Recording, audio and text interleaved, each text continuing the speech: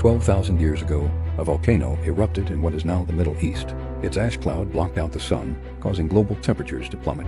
People huddled around dying fires as starvation and disease spread across the land. It was the worst natural disaster in the history of humanity. But somehow, life still found a way. This is the story of our ancestors' struggle for survival in a prehistoric world.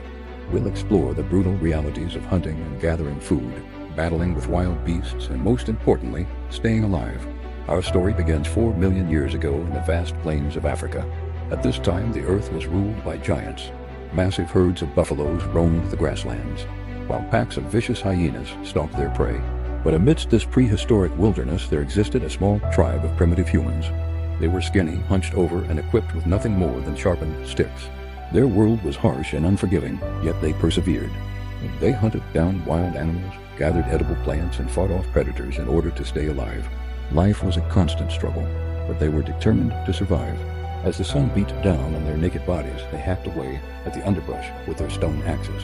Each swing was a testament to their resilience, each chip of stone a battle scar, marking their struggle against the untamed wilderness. But the forest was a dangerous place, and the humans soon found themselves face to face with a wild boar. Its tusks glistened menacingly in the sunlight, its eyes burning with primal rage. The humans stood their ground, their primitive weapons held high. A desperate battle ensued, a dance of death between man and beast. In the end, the boar fell, its life essence draining into the thirsty earth. The humans emerged victorious, but their triumph was hard-won. The kill was carried back to the tribe, where it was chopped up and shared amongst all. But even with food in their bellies, danger still lurked around every corner. As darkness fell, the sounds of the night came alive. Packs of hyenas let out blood-curdling screams, while leopards stalked their prey in the shadows. The humans huddled together for warmth and protection, their primitive weapons clutched tightly in their hands. Sleep was a luxury they could not afford. Instead, they sat around a flickering fire, keeping watch over their camp. In the distance, a lion roared, sending shivers down their spines. Suddenly, a shape emerged from the darkness, its eyes gleaming like golden coins. A lone hyena had ventured too close. One of the humans reacted instinctively, hurling a spear towards the intruder. It missed, but the hyena, startled by the projectile, retreated into the night. The humans let out a cheer, their voices echoing across the savannah. For now, they had won another battle in their eternal war against the forces of darkness. But this was only the beginning. There would be many more attacks, many more battles to fight. To protect themselves from wild animals, the humans constructed rudimentary shelters out of wood and stone. These provided some protection from the elements and the occasional predator, but they were far from secure. There were several stories of people waking up to find their shelters destroyed, their food supplies scattered, and their loved ones missing. Some didn't even wake up at all. One day, the tribe stumbled upon a new source of food, a watering hole teeming with fish. With their primitive fishing spears, they managed to catch enough fish to feed the entire tribe. This was a welcome change from their usual diet of berries and tubers, and for a moment, they felt a sense of abundance. But this prosperity did not last. As the seasons changed, the river began to dry up.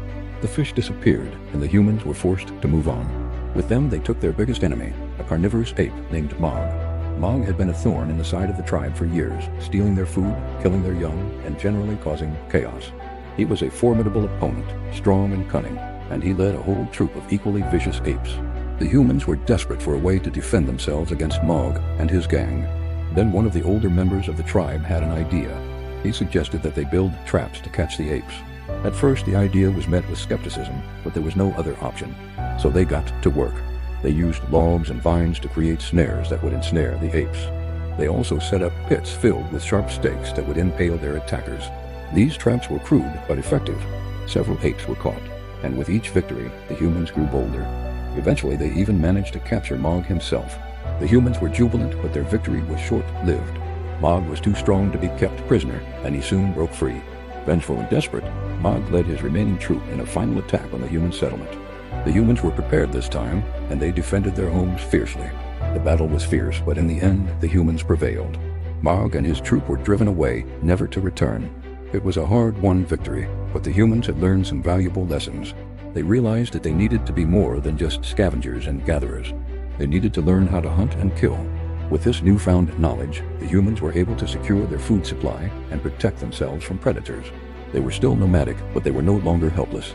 But even as the humans thrived, the earth continued to change. The climate was becoming drier, and the grasslands were giving way to desert. The humans were forced to migrate once again, following the herds of animals that they depended on for food. One day, the humans stumbled upon a watering hole that had been used by people before them. There were remnants of huts and other signs of human habitation. It was an exciting discovery, but it also meant that the humans were not alone. There were other groups of people out there, and they would have to compete for resources. These new people were larger and stronger than the humans, and they were more skilled hunters. They also had a new weapon, the axe. It was a simple tool, but it was incredibly effective, allowing them to chop down trees and clear large areas of vegetation. The humans were at a disadvantage, but they were not without their strengths. They were more intelligent than the other groups, and they had a much better understanding of the world around them. They knew how to read the stars and predict the weather. They also had the ability to cooperate in ways that other groups could not. The humans were able to unite different tribes and form alliances.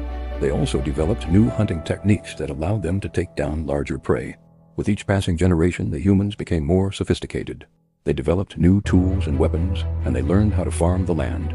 They were still fighting for their survival, but now they were doing it on their own terms. And so the story of the human struggle for survival continues. It's a story of courage, determination, and cooperation in the face of overwhelming odds. It's a story that's been told and retold countless times throughout history, and it's a story that's still being written today. You've reached the end of this chapter in the prehistoric saga.